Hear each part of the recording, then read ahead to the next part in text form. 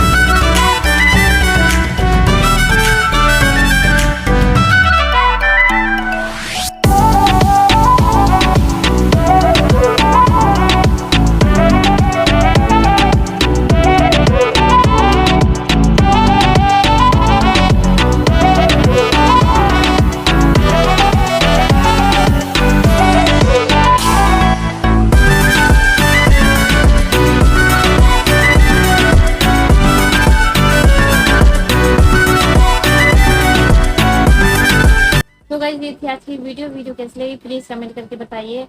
और अगर आपको वीडियो अच्छी लगी है, थोड़ी भी हेल्पफुल रही गाइस, तो प्लीज़ मेरे वीडियो को लाइक शेयर करें।